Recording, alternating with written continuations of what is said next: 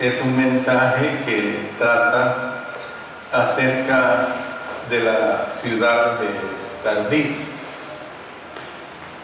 La ciudad de Sardis había sido la ciudad griega de más importancia en Asia Menor, la capital orgullosa de Lidia.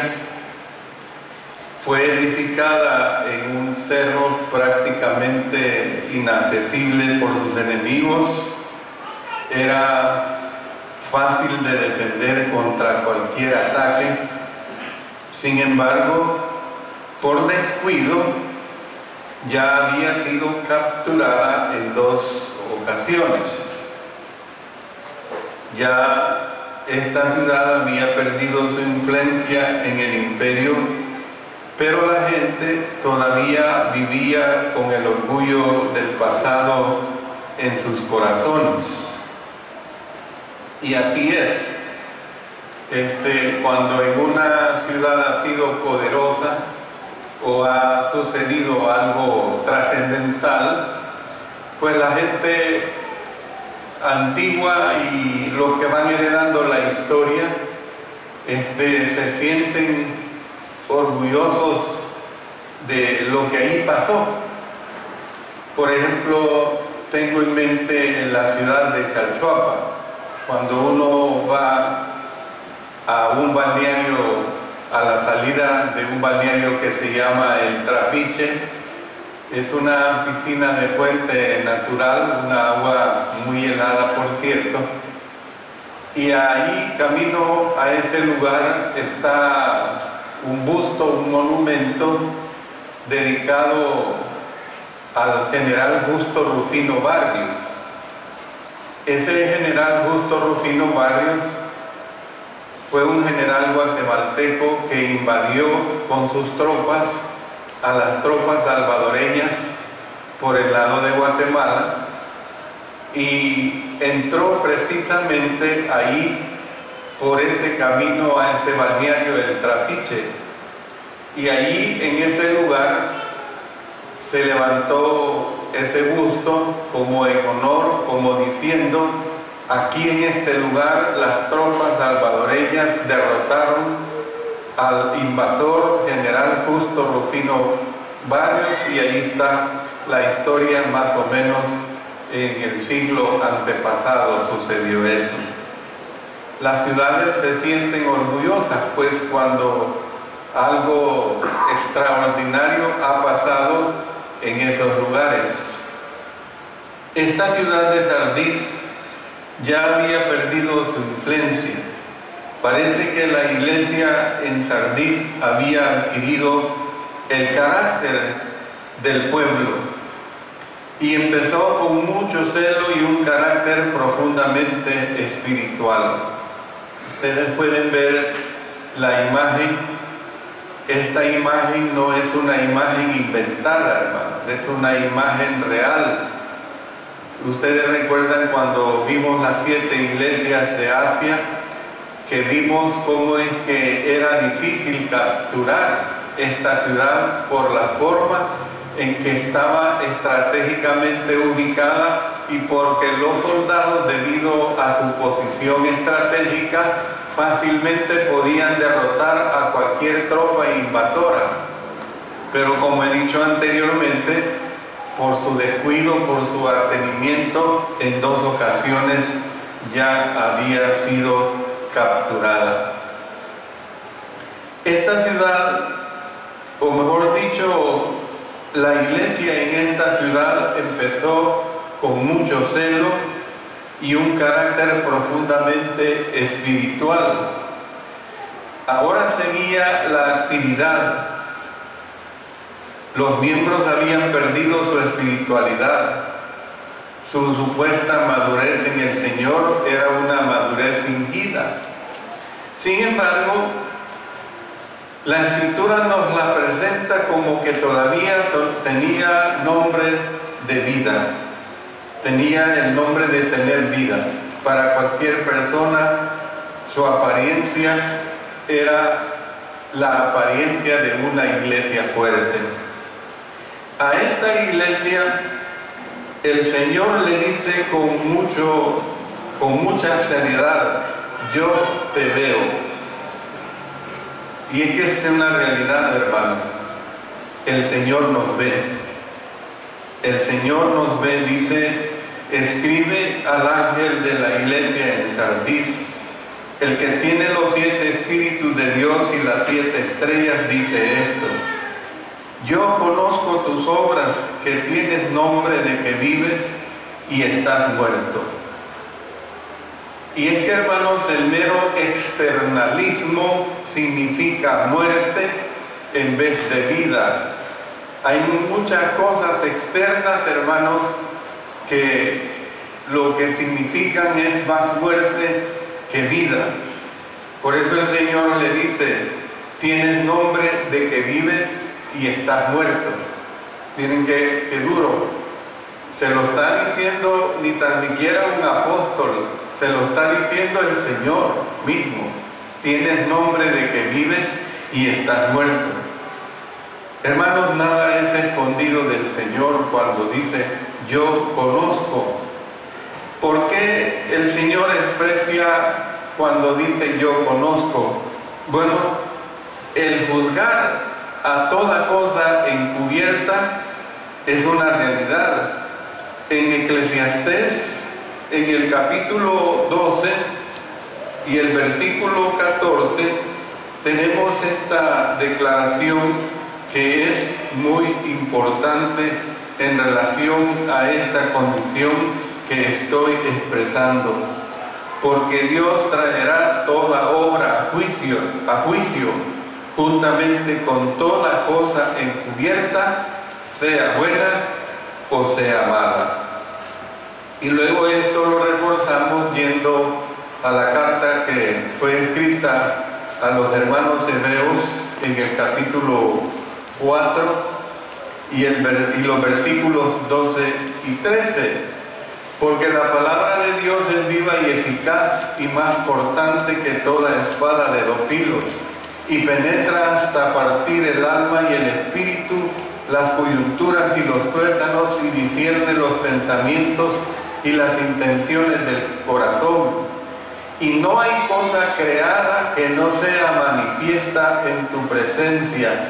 Antes bien, todas las cosas están desnudas y abiertas a los ojos de aquel a quien tenemos que dar cuenta.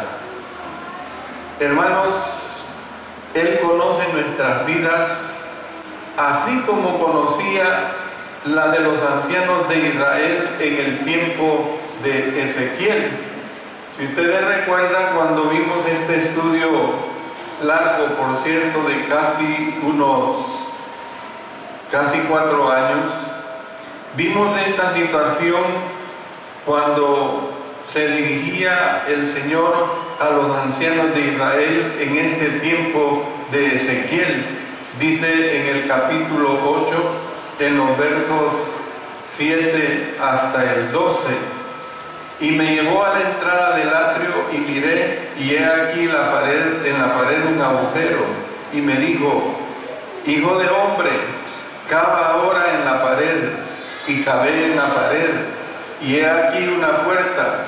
Me dijo luego: entra y ve las malvadas abominaciones que estos hacen allí. Entré pues y miré, y he aquí toda forma de reptiles y bestias abominables, y todos los ídolos de la casa de Israel, que estaban pintados en la pared por todo alrededor. Y delante de ellos estaban 70 varones de los ancianos de la casa de Israel, y Jaazanías, hijo de Safán, en medio de ellos, cada uno con su incensario en su mano, y subía una nube espesa de incienso.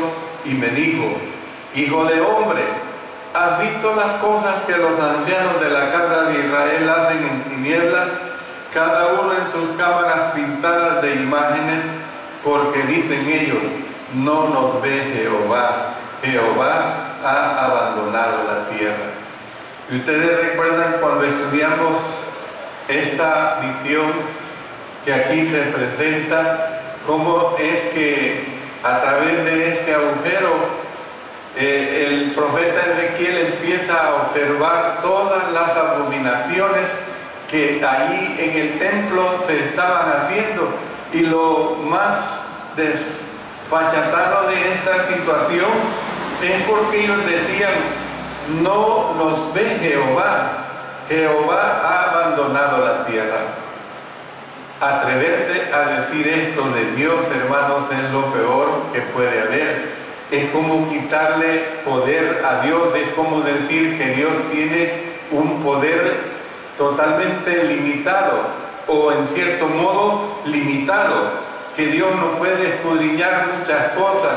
Es como que si de repente construyéramos dentro de este lugar ahí un cuartito, le ponemos pared en forma de L, la llevamos hasta el techo y una puerta donde podemos penetrar y creer de que como no hay acceso a ver hacia ese cuartito, Dios no puede ver. Pues así estaban actuando ellos de esa manera. Hermanos, conoce el Señor nuestros pecados secretos, así como conocía los pecados secretos de David. En el libro segundo de Samuel, en el capítulo 12 y el verso 12, allí hay una declaración muy importante al respecto de la vida de David. Miren lo que dice acá, segundo Samuel 12, porque tú lo hiciste en secreto, mas yo haré esto delante de todo Israel y a pleno sol.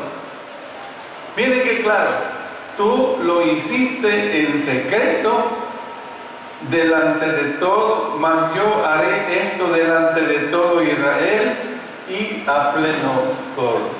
Por eso, hermanos, podemos ver pues que el servicio sin el corazón no es aceptable a nuestro Señor, y podemos ver cómo es que la mejor manera de sanar un corazón roto es dándole a Dios todas nuestras piezas. Bueno, el servicio sin el corazón es aceptable al Señor. Por esta razón venía como ladrón contra sardiz. Allí lo expresa en estos versos 3 y 5. Acuérdate pues de lo que has recibido y oído, y guárdalo y arrepiéntete, pues si no velas, vendré sobre ti como ladrón y no sabrás a qué hora vendré sobre ti.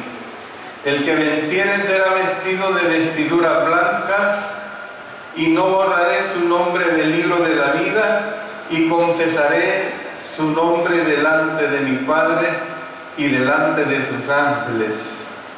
Hermanos, culto que él mismo había enseñado. Por esta razón se encendió su ira en el tiempo de Ezequiel. Por esta razón se encendió la ira de nuestro Señor debido a esta necedad que se presentaba precisamente porque eran hombres que completamente estaban haciendo todo lo opuesto hacia la voluntad de nuestro Señor. Dice en Ezequiel capítulo 18, verso 18, su padre, por cuanto hizo agravio, despojó violentamente al hermano e hizo en medio de su pueblo lo que no es bueno. He aquí que él morirá por su maldad. Él morirá por su maldad. Culto que él mismo había autorizado fue rechazado después por la falta de sinceridad en el corazón de los adoradores y por la falta de cumplimiento en sus vidas.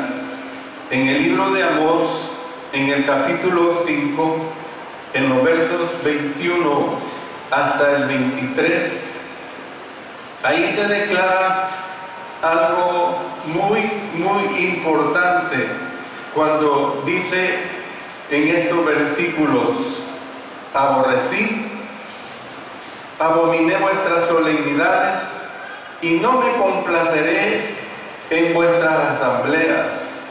Y si me ofreciereis vuestros holocaustos y vuestras ofrendas, no lo recibiré, ni miraré a las ofrendas de paz de vuestros animales engordados. Quita de mí la multitud de tus cantares, pues no escucharé las salmodias de tus instrumentos. Era una realidad. La gran falta que tuvieron, por ejemplo, también los fariseos, hermanos, era el externalismo. No hay cosa más terrible, hermanos, como lo que es una religión externalista. Ustedes lo han vuelto a ver la semana pasada con las llamadas fiestas católicas patronales. Es una religión puramente externalista. Es una religión que no tiene realmente la vivencia de lo que fue y es la esencia y revelación de nuestro Señor. Miren lo que dice en el Evangelio de Mateo, en el capítulo 23, en los versos 23 en adelante. Allí está hablando precisamente de este externalismo. Ay de vosotros, escribas y fariseos, hipócritas, porque diezmáis la menta y el eneldo y el comino, y dejáis lo más importante de la ley, la justicia, la misericordia y la fe. Esto era necesario hacer sin dejar de hacer aquello. Guías ciegos que coláis el mosquito y tragáis el camello. Ay de vosotros, escribas y fariseos hipócritas, porque limpiáis lo de fuera del vaso y del plato, pero por dentro estáis llenos de robo y de justicia. Fariseo ciego, limpia primero lo de dentro del vaso y del plato, para que también lo de fuera sea limpio. Ay de vosotros, escribas y fariseos hipócritas, porque sois semejantes a sepulcros blanqueados, que por fuera a la verdad se muestran hermosos, mas por dentro están llenos de huesos de muertos y de toda inmundicia. Así también vosotros por fuera a la verdad os mostráis justos a los hombres, pero por dentro estáis llenos de hipocresía y de iniquidad. Bueno, es claro, hermanos, que el Señor nos ve. El Señor nos ve. Y yo quiero, tomando como base lo que el mensaje que le dio a la iglesia en Sardis, quiero que tomemos en cuenta los consejos de aquel que nos ve. Y en primer lugar se nos habla de ser vigilantes. Se nos habla de ser vigilantes, se nos habla de estar atento. Y cuando yo estoy hablando de esto, yo estoy hablando en el sentido de nuestra cristiandad. Evidentemente que nosotros tenemos que ser vigilantes en muchos aspectos de nuestra vida, en nuestro trabajo, ser vigilantes en lo que nos encargan, en nuestra casa, ser vigilantes de cuidar la casa, en nuestros estudios, ser vigilantes de estudiar y compartir lo que aprendemos cada día. Pero hermanos, cuando aquí se está hablando de ser vigilante, es de prepararse para el día de ajustar las cuentas según la realidad, no según su reputación. Hay muchas personas que lo que les interesa es la reputación. Hay muchas personas que lo que les interesa es el qué dirán, su bien vestir, su porte, su manera como presentan su rostro. Y yo no estoy diciendo que eso lo tenemos que descuidar. Si eso fuera negativo, pues yo estuviera aquí presente ante ustedes y respetándoles, presentándome en harapos, pudiendo estar presentable. Hay muchas personas que piensan así, de esta manera. Estamos hablando, hermanos, de que ser vigilante es prepararse para el día de ajustar cuentas según la realidad, no según una reputación falsa como la que hemos visto y que el Señor condenó de los fariseos en Mateo capítulo 23. Dice en 2 Corintios, en el capítulo 5 y el versículo 10, de esta manera: porque es necesario que todos nosotros comparezcamos ante el tribunal de Cristo, para que cada uno reciba según lo que haya hecho mientras estaba en el cuerpo, sea bueno o sea malo. En otras palabras, hermanos, tengamos cuidado con nuestra actitud hacia la voluntad de Dios. Tenemos que tener cuidado con nuestra actitud hacia la voluntad de Dios. No tenemos que agarrar nuestra religiosidad en el sentido de aquel eslogan que dice: dame la mano y mi hermano serás. De aquel otro eslogan que la gente religiosa repite: si todos creemos en el mismo Dios. De aquel otro eslogan que la gente dice: si todos usamos la misma Biblia. Eso no va con la voluntad de nuestro Señor. Dice en Hebreos, en el capítulo 2, en los versos 1 al 3, hablando de esta manera: por tanto, es necesario que con más diligencia atendamos a las cosas que hemos oído, con más diligencia. No sea que nos deslicemos, porque si la palabra dicha por medio de los ángeles fue firme, y toda transgresión y desobediencia recibió justa retribución, ¿cómo escaparemos nosotros si descuidamos una salvación tan grande, la cual, habiendo sido anunciada primeramente por el Señor, nos fue confirmada por los que oyeron? Eso es, hermanos, lo que implica del tener cuidado con nuestra actitud hacia la voluntad de Dios. Es decir, veamos lo que Él ve en nosotros y hagamos como Él quiere que hagamos según su voluntad. Sé vigilante, pero también habla en el verso 2 de afirma las otras cosas, es decir, hay que actuar inmediatamente para no perderlo todo. Dice, le estaba diciendo a los hermanos ahí en Sardis: están para morir.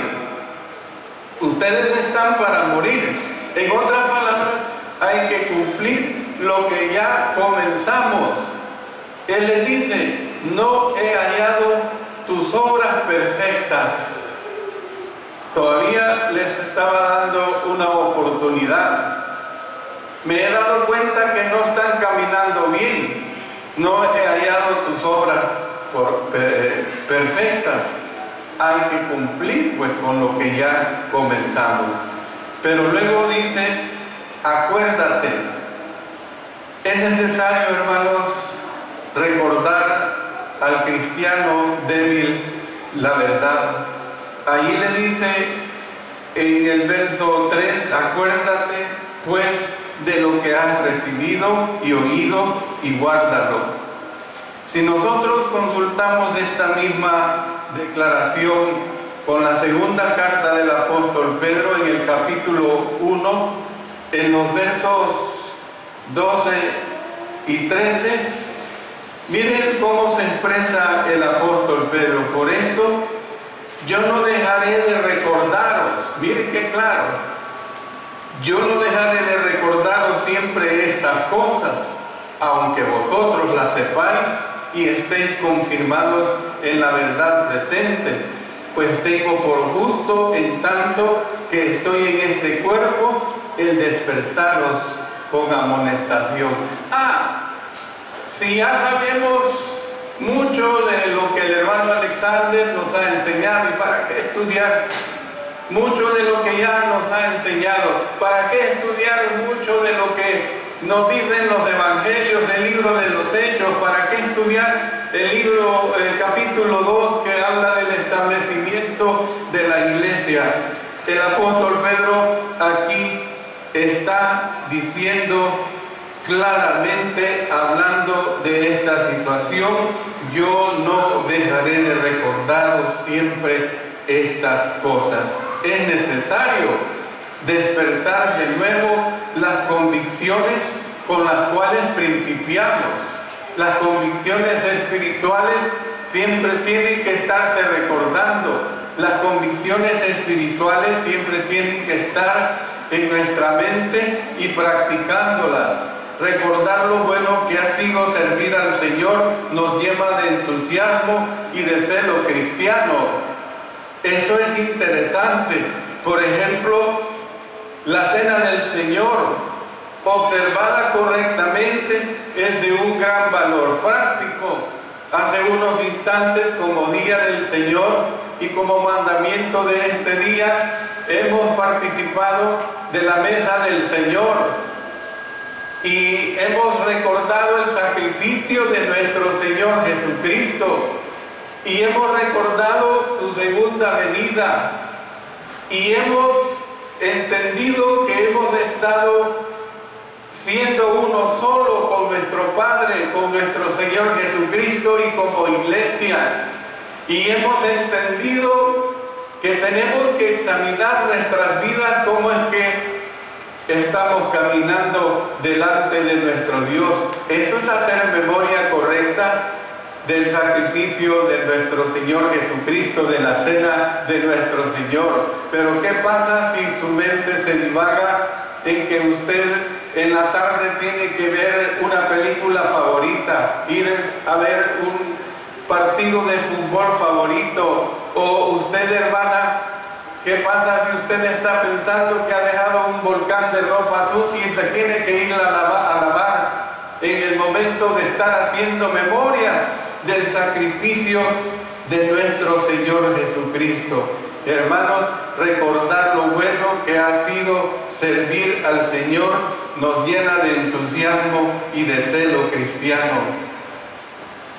Usted, por ejemplo, hermano, se da cuenta, y hablo con las hermanas en especial, de la reciente confraternidad femenil. Aquí tenemos un bonito mural y tenemos un buen recordatorio de ese bonito festividad que tuvimos. Es importante el recordar las cosas buenas, pero hermanos, tenemos que ir adelante. Acuérdese de lo bueno. Pero en tercer lugar, se está hablando de guárdalo. Dice ahí en este verso 3, dice guárdalo. Es decir, está hablando de un cambio drástico de mente, de un cambio de vida. Es el punto clave para salvar a un cristiano o a una congregación que vive puramente basándose en el externalismo. No pierdas de vista mis palabras, guárdalas muy dentro de tu corazón. Esa es la realidad, hermanos. Esa es la realidad que tenemos que entender. En otras palabras, de nada nos sirve recordar si luego no practicamos la voluntad del Señor. De nada nos sirve, hermanos, vivir del recuerdo y nada más. Sí, es bonito recordar. Es interesante recordar las cosas buenas. Aún muchas veces, cuando recordamos las cosas malas, nos sirve para reflexionar en no volver a caer en esa situación. Pero de nada nos sirve recordar si luego no practicamos la voluntad del Señor. Por eso el Señor le estaba diciendo a la iglesia en Sardis: aquello que has aprendido, guárdalo. Pero que quede aquí en la mente, que quede ahí encerrado, no. Le estaba diciendo: practícalo. Si hemos detenido la marcha hacia la derrota, y hemos tomado el tiempo de recordar lo que habíamos recibido y oído, es tiempo de trabajar otra vez, no de seguir lamentando la situación ni haciendo planes engorrosos, no viendo las derrotas como algo que me va a hundir más. Si por el contrario ha habido situaciones difíciles en nuestra vida, tenemos que tumbarlas, tenemos que hacerlas a un lado. Mire, cuando emprendimos la construcción de este edificio, ¿qué fue lo que dijimos, hermanos? Manos a la obra. Y cuando dijimos manos a la obra, entonces empezamos. Y cuando empezamos es cuando llegamos a tener un lugar adecuado, un lugar aceptable para reunirnos. Cuando nosotros, hermanos, decimos manos a la obra, espiritualmente hablando, es porque nosotros estamos dispuestos a seguir adelante en nuestra construcción totalmente espiritual. Pero mire, el Señor le está diciendo a la iglesia allí en Sardis acerca de esa situación en que había caído: arrepiéntete, arrepiéntete. Un cambio drástico de mente y de vida es el punto clave para salvar a un cristiano, para salvar a una congregación que vive puramente basándose en el externalismo. Cuando el cristiano se basa en su apariencia física y cuando el cristiano se basa en esa situación de no arreglar su vida interna, está pronto a perderse espiritualmente. Cuando una iglesia también se preocupa en el sentido de lo externalista y no construirse espiritualmente, esa iglesia también está pronta a perderse, lo que le esperaba a la iglesia allí en Sardis. El verdadero servicio a Dios debe proceder de una vida totalmente transformada mediante una honesta vida santificada. Miren lo que dice el apóstol Pablo cuando les escribió a los hermanos allí en Roma, en el capítulo 12, en los versos 1 y 2.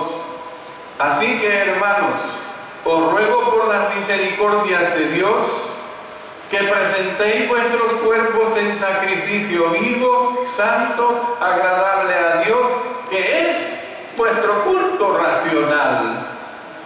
No os conforméis a este siglo, sino transformaos por medio de la renovación de vuestro entendimiento, para que comprobéis cuál sea la buena voluntad de Dios, agradable y perfecta. Entonces, hermanos, yo quiero terminar diciéndole a ustedes que el Señor también ve a los fieles en una iglesia muerta. Esa es una realidad, hermanos. El Señor también ve a los fieles en una iglesia muerta. Allí en el verso 4 dice: pero tienes unas pocas personas en Sardis que no han manchado sus vestiduras y andarán conmigo en vestiduras blancas, porque son dignas. ¿Qué entendemos acá, hermanos? Que la salvación es individual. Esa es una realidad. Mi salvación es individual. Yo me puedo preocupar mucho por mi esposa y la amo mucho. Yo me puedo preocupar mucho por mis 3 hijas y las amo mucho. Y yo quiero que juntos, no en condiciones del matrimonio, porque eso no se dará en el cielo. Yo quiero que estemos juntos y yo tengo que luchar hasta el máximo para que todos vayamos juntos al cielo. Pero yo tengo que entender, hermanos, que si mi esposa o alguna de mis 3 fija, o viceversa podría ser.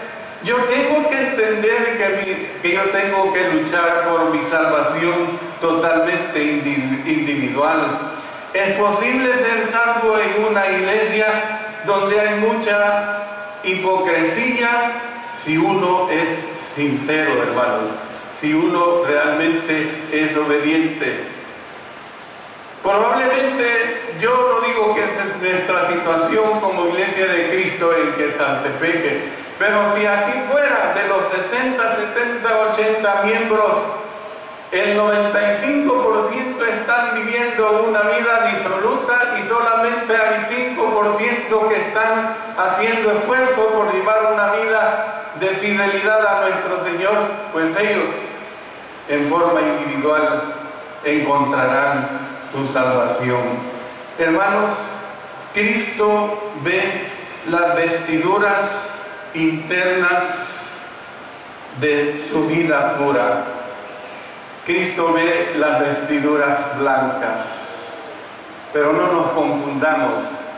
Quería decir esto en la hora del sermón cuando hablé de las vestiduras blancas.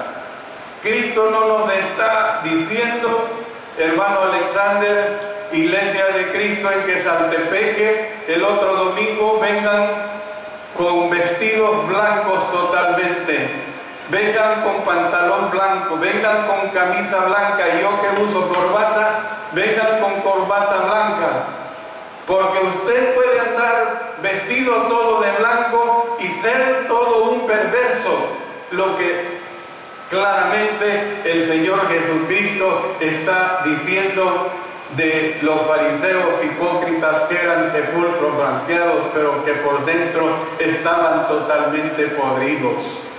El Señor lo que quiere, hermanos, hermanas, es que estemos emblanquecidos por dentro, que nos pongamos la ropa blanca espiritualmente hablando, que estemos limpios internamente. Cristo ve las vestiduras internas de su vida pura, y por supuesto que las ilustraciones que ustedes están viendo nos ponen en esta situación. ¿Por qué? Porque es de la manera como el ser humano comprende, porque es de la manera como el ser humano entiende. 3 bendiciones que se dan para el cristiano fiel de aquel que nos ve, hermanos. Miren lo que dice el verso 5.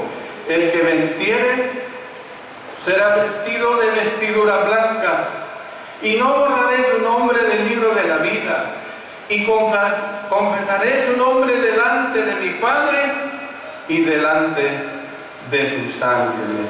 Hermanos, ser vestido de vencedor son precisamente las vestiduras blancas en la presencia de Cristo. Dice, andarán conmigo, andarán conmigo, tendrán un puesto seguro en el libro de la vida. Yo quiero estar inscrito en ese libro de la vida. Usted no se imagine, y lo he dicho en las clases de Apocalipsis anteriormente, usted no se imagine un librote enorme que el Señor ahí va escribiéndose. Es una figura, el libro de la vida, de la omnisciencia de nuestro Padre eterno y Señor Jesucristo y Espíritu Santo.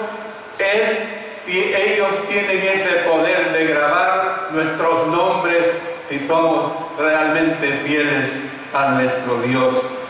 Tendrá pues su puesto seguro en el libro de la vida. Ser honrado por Cristo delante del Padre Celestial. Recuerde que Jesucristo lo puede ver. Usted recuerde, hermano, que Jesucristo lo puede ver.